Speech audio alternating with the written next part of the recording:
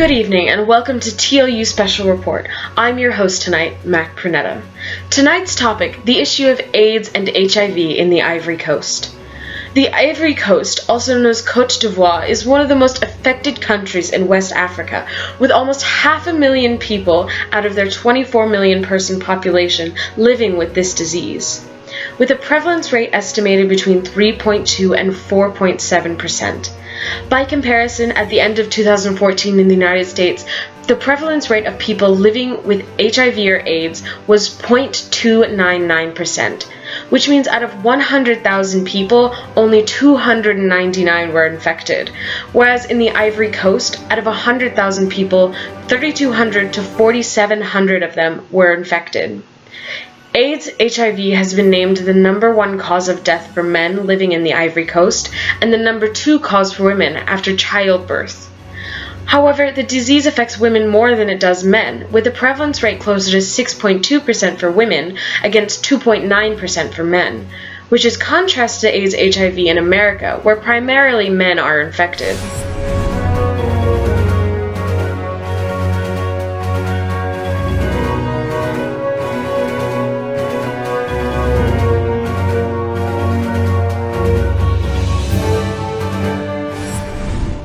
HIV, or human immunodeficiency virus, has origins tracing to a genetically similar lentivirus, or immune-attacking virus, that affects monkeys and apes called simian immunodeficiency virus, or SIV. The most likely theory on how SIV transferred onto humans is via the butchering and consumption of monkey meat, as well as the exposure to monkey and ape blood. In Africa, the origins can be traced to about 1920 Kinshasa, which is in what is now the Democratic Republic of Congo. From there, it spread across the continent through transportation, migrants, and the sex trade. It was not until the 1980s and the first documented cases of HIV in the United States that the disease was recognized as a new health condition. We now go to our field reporter who has more information.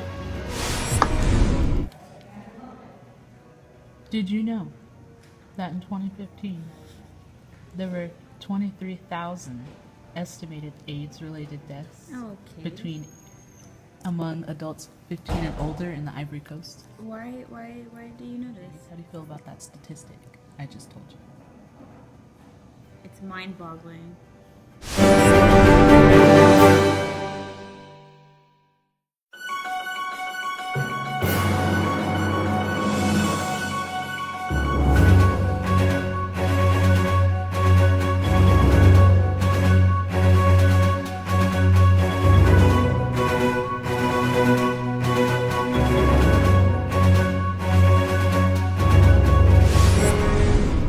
The First Ivorian Civil War began in 2002, and while most of the fighting ended in 2004, the country remained split until 2007, when the peace agreement was signed. Tentative peace was held until 2011, when the Second Ivorian Civil War broke out, the fighting lasting more than 4 months. During the Second Civil War, more than 100,000 refugees were forced to flee to neighboring countries, with little access to food and health services. The country is also in massive debt due to the wars, leaving little infrastructure available to handle the AIDS HIV pandemic. So, Anna, you know that West Africa is one of the countries most affected by HIV/AIDS, right? The HIV/AIDS pandemic has been slowly rising since 1985. Okay. Do you know which of the countries within West Africa is the most affected? Zimbabwe. That was a good answer. But no, it's the Ivory Coast. They have 540,000 Ivorian children that are orphaned due to HIV/AIDS. Sad. It is sad.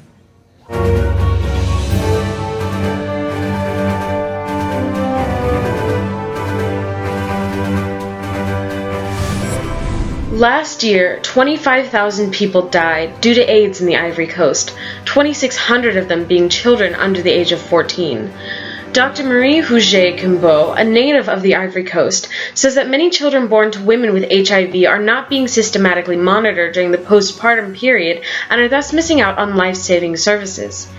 In the United States, pharmaceuticals called antiretrovirals are given to those with HIV as a way to slow the progression of the virus, as a cure does not yet exist.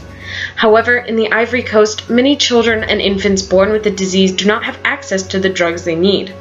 There's also stigma that keeps mothers from helping their children. One of the recommendations to women with HIV is not to breastfeed their children and feed them formula instead. However, formula is either financially not an option, unsafe due to there being no access to clean water, or not an option because of the family and their lack of support. Hello, Blake. Hello. Did you know that 540,000 Ivorian children are orphaned and vulnerable due to HIV/AIDS? 40,000 of them currently live with it, and over 16,000 are affected each year. How does that make you feel? Sad. Why does it make you feel sad? Because it's not good. Thanks, Blake.